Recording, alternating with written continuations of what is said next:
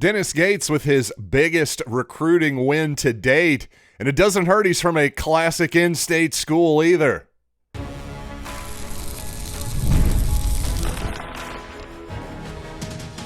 You are Locked On Mizzou, your daily podcast on the Missouri Tigers. Part of the Locked On Podcast Network, your team every day. Hey, all you true sons and daughters, I'm John Miller, your Mizzou mafioso and the central scrutinizer of Missouri Tigers football and basketball. And one thing that's incredibly clear, Sophie Cunningham's fame over the last few weeks has just absolutely skyrocketed. And while there's a lot of upsides to that, there's some downsides as well. And I'll talk a lot about that here later in the program. Sophie found herself in a bit of a silly controversy that she's probably going to have to get used to at this point. Also going to talk about Tyson Ellison committing to the Mizzou football team. But really quickly, I do want to tell you this episode is brought to you by Monarch Money. Take control of your finances with Monarch Money.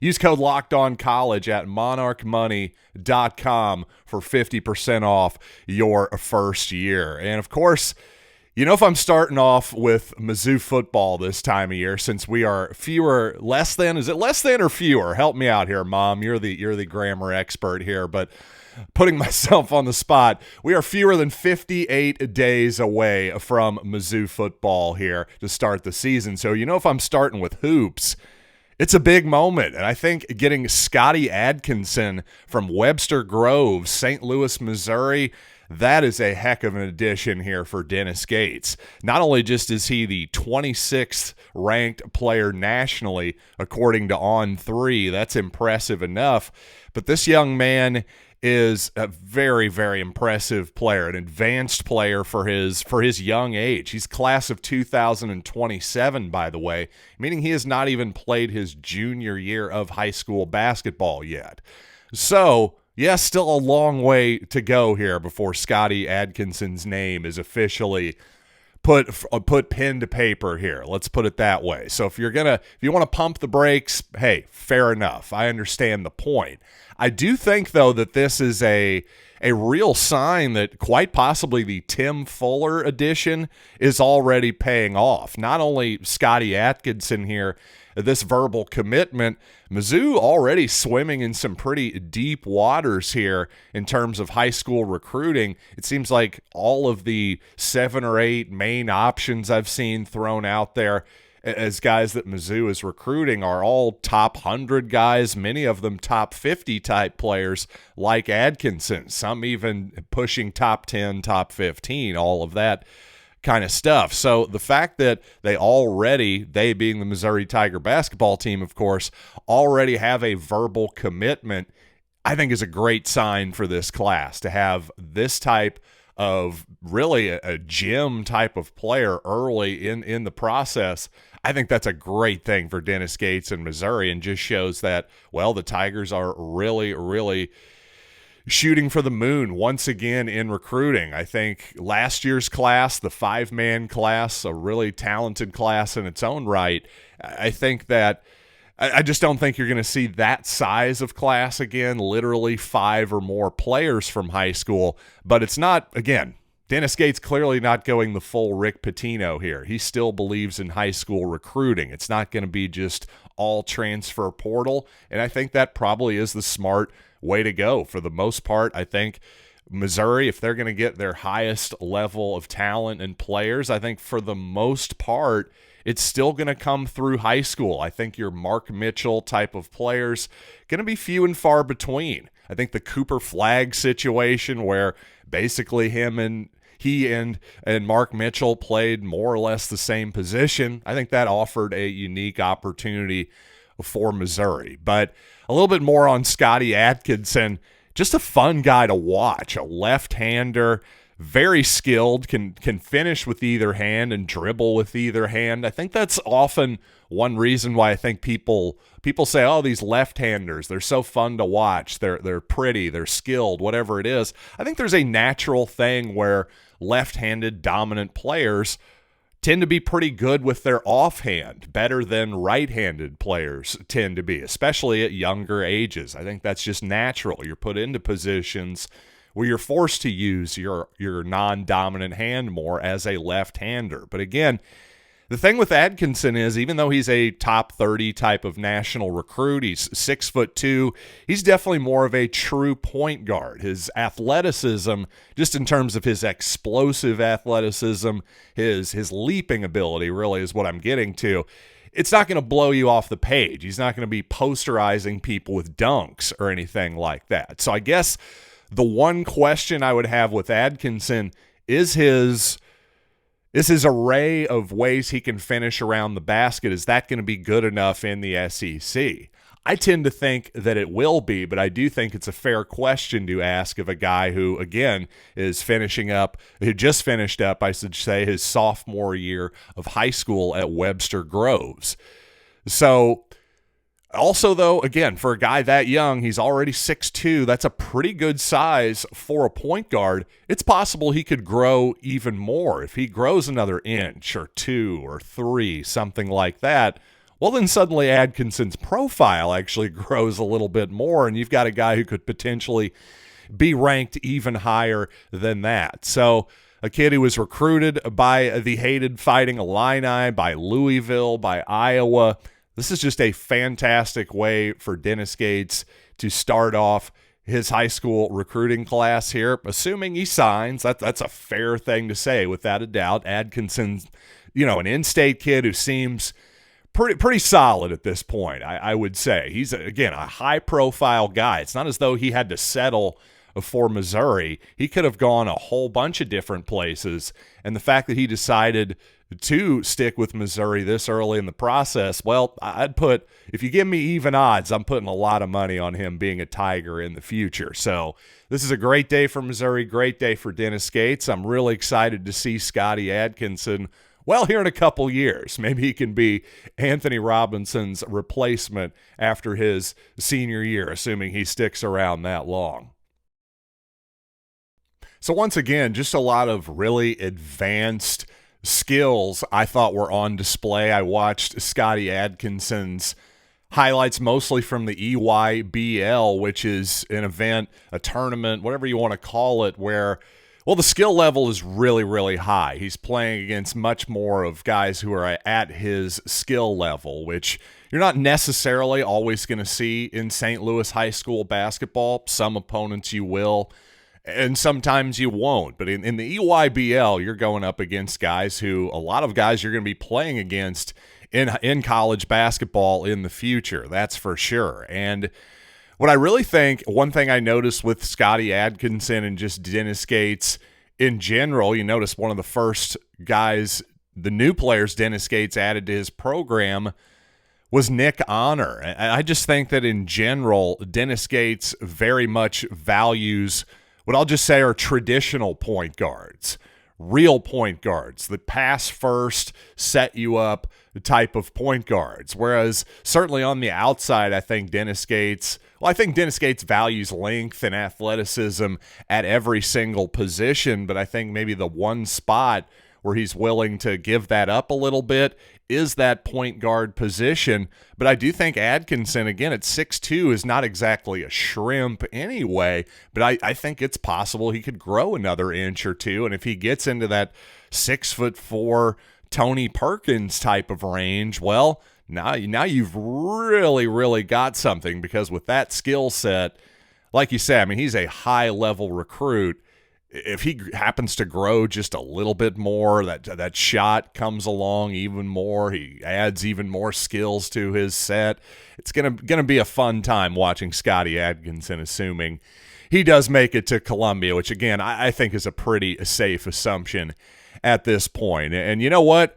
On the football side, it was always a pretty safe assumption that Braylon Ellison was going to be a Missouri Tiger. So let's talk about that young man, another offensive lineman into the fold for Eli Drinkwitz and his squad.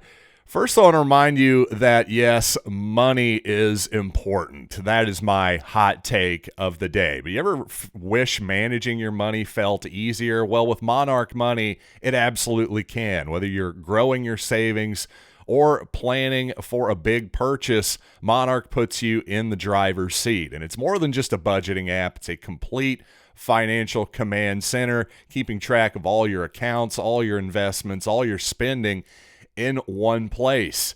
And from my experience, when you've got a bunch of different accounts, emails, even some LLC accounts that are tied to different banks, heck, you've got credit cards tied to those different things, it really can kind of make your head spin at a certain point. You definitely don't want to overdraft any of your accounts. Well, to me, that's where Monarch Money helps you just see it all visually. Because again, if you got different banks, you can't look at it all at the same time. Well, with Monarch Money, you can. So take control of your finances with Monarch Money. Use code LOCKEDONCollege at monarchmoney.com for 50% off your first year. That's monarchmoney.com. Code LOCKEDONCollege for half off your first year.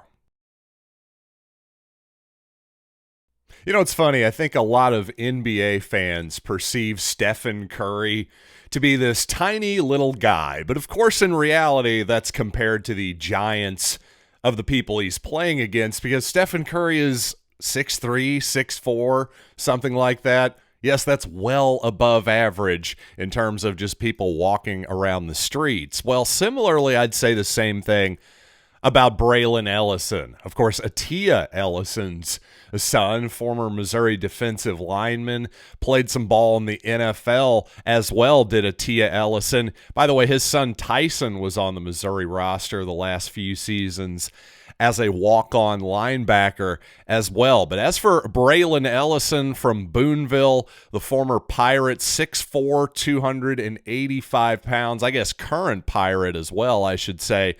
But at 6'4", 285, well, I'm sure that's big enough to stuff me into a locker still at this point in my life. There is no question about that. But for an SEC offensive lineman, well, he's not like Khalif Canty, and he's not like Brandon Anderson. Let's put it that way. The two other recent offensive line commits here in the last week or so for Missouri. Well, unlike those two young men, Braylon Ellison is going to need to beef up a little bit. And maybe 20, 30 pounds is not the worst thing in the world for him. I'm sure he can put on 20 or 30 pounds. Hey, I've done it before. Fortunately, I lost it eventually too. But the point is, not everyone is, again, for those of you who are everydayers, this is going to be a little redundant, and I apologize for that, but we got new people coming in all the time. There are certain people who are put on this earth designed to walk around at 6'6", 320 pounds. Most people are not that. So in general, I worry about having a young man have to put on that much weight, just in general. What does that do to your back, your knees, everything else? What does that do to your overall athleticism? Every bit as importantly there. So that's just a general concern there, I would say, not specific really to Braylon Ellison or anybody else. I'll just say this, it's interesting. There's no doubt what this means is he is, again, more of a potential overproduction guy. I don't see any way he's an immediate player, and that's true of 99% of offensive linemen coming from high school anyway.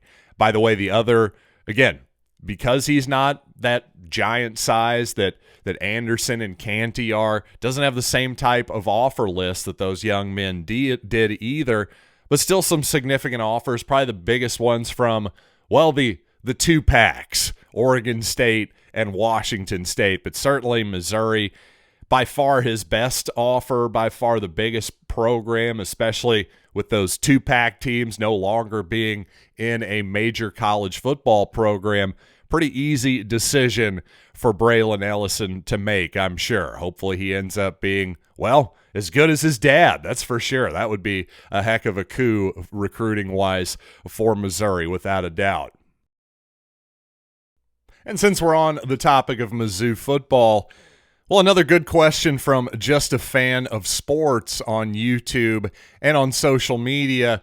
He has a pretty long question here, so I'm just going to summarize it for you. Basically, the premise of his question is, hey, even though Brady Cook wasn't a first-round NFL type of draft talent, he was experienced and a gamer and a guy who knew Kirby Moore's system in and out. Basically, his premise is, hey, with Bo Prabula, as much as we like his talent, there could be some growing pains here. A completely new system for him, new teammates, all of that good stuff. Basically, he's nervous that in close games that we've won the last couple years with Cook, maybe that doesn't happen this season. Well, I think that's a valid concern, and one reason why I'm hesitant to go all the way right now and predicting another 10-win type of season for Missouri right now. I'm thinking more like 8 or 9 victories at the moment. Really, 8 is more of the number I've been looking at. I think this is an 8-4 Missouri ball club. If you're going to force me to pick a record right now, hey, ask me in a couple months and I may change my mind right before the season kicks off, or certainly after week 2, that type of deal when Missouri plays a real team in the Kansas Jayhawks. But I'll just say this, Missouri, again, the last couple seasons, 23 and 24, other than South Carolina last year, other than the LSU game the previous season, well, Missouri's been pretty fortunate in, or whatever way you want to look at it. They've either been fortunate or they've performed really, really well in close games, in clutch situations, all that kind of stuff. I just think that this season and probably every season moving forward, that's always going to be huge for Missouri. There's going to be a lot of games this season. In fact, I've pointed out there's 7 games on this schedule that I think are basically going to be within a touchdown, more or less, in terms of the point spread. If you had to guess right now, well, that tells me, once again, Missouri's going to have to be good in close games again. In those 7 games, if they go 5-2, for example, that's going to make all the difference in the world in their season versus 2-5.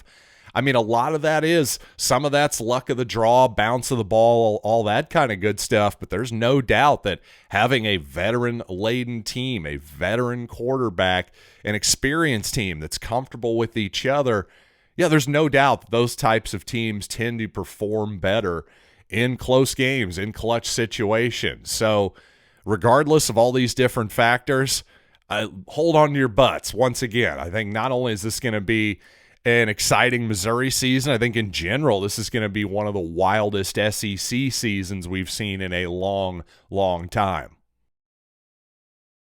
And you know, it wasn't that long ago that Sophie Cunningham was but a humble farm girl from Missouri. Well, now the city of Detroit is releasing statements countering things that she said in the press. You've come a long way, baby, and let's talk about Sophie Cunningham and how she should get used to this treatment, whether she likes it or not. Let's talk about that after these quick words.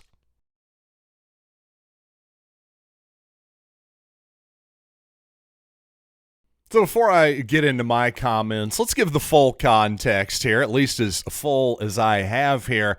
Here's Sophie Cunningham talking about the WNBA expanding to multiple new markets over the next few years. NBA side, because it is helpful. It's way more helpful. You just get more partners, more opportunities, and so I get that aspect. But I also think that you want to listen to your players too. Like, where do they want to play? Where are they going to get excited to play and draw fans? And I do think that Miami would have been a great one. Like, everyone loves Florida. Nashville is an amazing city. Kansas City, amazing opportunity. There's a huge arena downtown that no one's using. And I think that the Women's Soccer League is showing that, like, people draw, you know, and so I'm not so sure what the thought process is there. But at the end of the day, you also want to make sure that you're not expanding our league too fast. I think that's also another thing, that you don't want teams to totally dominate and then have teams that aren't. And so I just think that it's kind of a hard decision-making situation.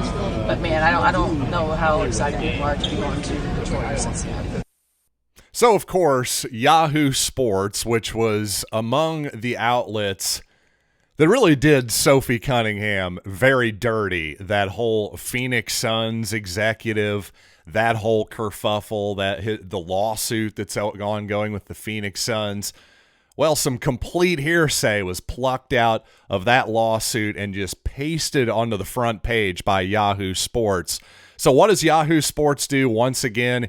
Yes, take Sophie Cunningham completely out of context. They only post on their social media this part of that lengthy quote saying, I don't know how excited people are going to be going to Detroit or Cincinnati. Now, they put Cleveland in there because I think perhaps Sophie Cunningham misspoke there on the markets. But regardless here, the point wasn't really about Detroit necessarily, was it? Specifically, like, oh, isn't Detroit the worst place in the world? In fact, if the Detroit Shock, which used to be in the WNBA, if they were still there, well, there's no reason that Cunningham would have dumped on Detroit in that particular case. It's about, hey, where are we expanding to? And to Cunningham's point there, why not a market like Nashville or Kansas City, which doesn't have pro basketball? They don't have an NBA team, so a WNBA team might go over better there than it would in other markets like Detroit, which not only already has the Pistons, they have every single other sport as well. The well-established Red Wings, Tigers, and Lions, which have been around for 100+ years in some cases there. So, again, and to the whole point of should the WNBA expand at all, personally, I really don't think they should. I think there are enough teams in the WNBA right now. The league is just starting to, its popularity is taking off in a way that it hasn't over the last couple years for obvious Caitlin Clark related reasons. So guess what? Now that Sophie Cunningham is in that Caitlin Clark orbit, and so many people are discovering what Missouri fans and others have known about Sophie Cunningham for years, which is not only is she a great basketball player, not only is she a fiery competitor, not only is she obviously a stunningly beautiful woman, she's obviously a huge personality that is going to tell you what is exactly on her mind at all times. And I'll tell you this, I find it pretty ironic that a bunch of people who are criticizing Sophie Cunningham right now for being like, oh, well, you think Detroit's bad, you live in Indiana, blah, blah, blah. I just find a lot of people like Jamel Hill, for example, who clearly had her feathers a little bit ruffled by these comments. Well, she seems to be pro-player at all times, as do most of the commentaries and sports writers out there seem to be very pro player at all times. Unless Caitlin Clark's friend says something, then all of a sudden we've got a big controversy on our hands. Because it is interesting, nobody really cared what Sophie Cunningham, at least these people nationally, the national talking heads, didn't really care what Sophie Cunningham had to say until she came in to Caitlin Clark's orbit. So actually, being in Clark's orbit has been a great thing, not only for, I think, Sophie Cunningham as a basketball player so far, but obviously her notoriety and celebrity has ticked up massively. That should mean a lot more dollar bills for Sophie Cunningham in her purse and wallet in the coming years, and that's a great thing for her. Unfortunately, well, there's a downside to everything as well, and the downside right now is she's kind of a lightning rod, just like Caitlin Clark is. People love to take any comment she makes and take it out of context, and if that stifles Sophie Cunningham and her honest opinions about stuff, well, that would be disappointing to me. So I hope she just continues to speak her mind, no matter if I agree or disagree on occasion. She's certainly entitled to her opinion, and I think she makes a lot of valid points here. And to get stuck on sort of a throwaway line about Detroit and Cleveland there, well, the city of Detroit really worked themselves into a shoot saying, the last time we were at home, the WNBA's Detroit Shock were ranked top 5 in attendance for 5 straight seasons. Well, that's fantastic, guys. 20 years ago, when the Shock were around, and by the way, a few years later moved, nobody cared about the WNBA, at least not to the extent that they care now. So maybe dunking on, again, Sophie Cunningham, one of the most popular players in the league all of a sudden. Why does this league seem to hate popularity and growing and it's new stars that are making people actually want to watch this product? That's a bit of a mystery to me. But regardless, Sophie Cunningham, we love you. Stay strong. Keep speaking your mind. I love every second of it. But hey, hopefully you've loved every second of this podcast today. There's a transition for you. And you know what? I think you'll also love Brian Smith's show, The Portal, as well. His really killing it, by the way. That show is doing some numbers that I am jealous of at this point. Find out why. Find out why Brian is on top of all of the latest rumors, portal entries, and signings. Check out The Portal on YouTube and wherever you listen to podcasts. So until next time, I'm John Miller. This has been Locked On Mizzou.